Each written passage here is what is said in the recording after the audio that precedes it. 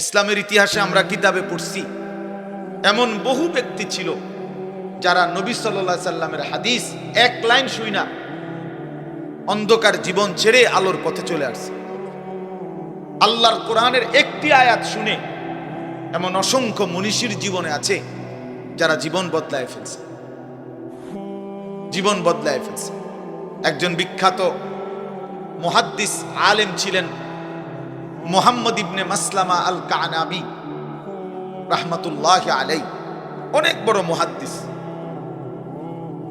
তো উনি বাজারের মধ্যে সন্ত্রাসী, বাজারে চাঁদাবাজি করতেন, উগ্র ছিল, বখাটে ছিলেন, বন্ধু বান্ধব নিয়ে নেশা করতেন, আড্ডা দিতেন এবং বাজারে উচ্ছৃঙ্খল আচরণ করতেন। একদিন ওই বাজারের পাশ দিয়ে একজন বড় মুহাদ্দিস আলেম যাইতেছিলেন, ইনি তারে টিটকারি কইরা বলছে, এই হুজুর খারাপ, চাই আপনি কি হাদিস জানেন বলেন দেখি, একটা হাদিস বলেন।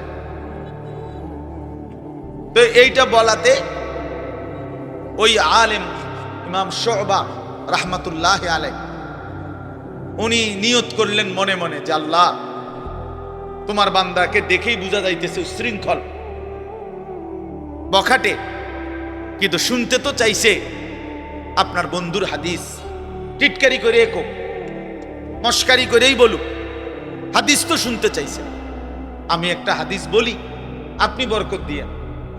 এই কথা বলে বলছে, যুবক শোনো, নবী সাল্লাল্লাহু আলাইহি ওয়াসাল্লাম বলছেন, ইজা লাম তাস্তাহি ফাসনা মা শিতা, যখন কারো লজ্জা নাই, শরম নাই, তো এবার তুমি যা ইচ্ছা তাই করো। যার হায়া নাই, যার শরম নাই, সে যা ইচ্ছা তাই করো। নবী সাল্লাল্লাহু আলাইহি সাল্লাম বললেন, আমি জানি রে, যা তোর যা মন চায় তাই কর, যেহেতু তোমার কোনো লজ্জাই নাই, হায়াই নাই, শরমই নাই। এইটা রাসূলুল্লাহ সাল্লাল্লাহু আলাইহি ওয়াসাল্লামের হাদিস। এই কথা বলে তিনি চলে গেলেন। এই যুবক মুহাম্মদ ইবনে মাসলামা ওইখানেই বসে রইলেন। তো সাথের বন্ধুরা বললেন, ওস্তাদ উঠতেন না, চলেন।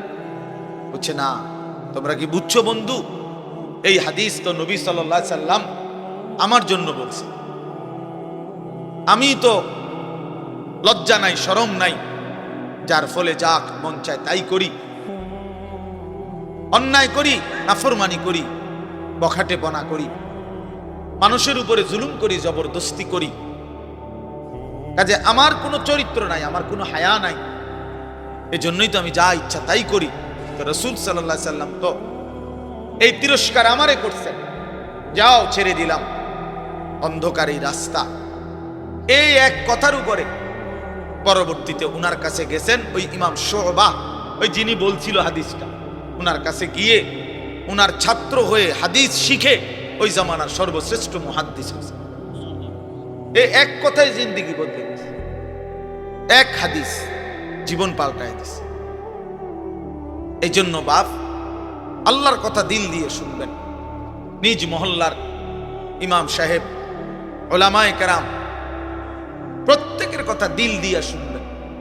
আসরের পরে বলুক সেটাও দামি, জোহরের পরে বলুক এটাও দামি, 20 মিনিট বলুক এটাও দামি, 2 ঘন্টা বলুক এটাও দামি।